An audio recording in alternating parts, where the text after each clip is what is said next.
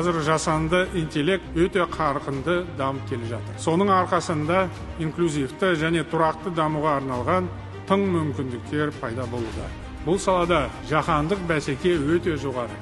Қазақстан осы үрдістен тыс қалмау керек. Бұл заманның талабы.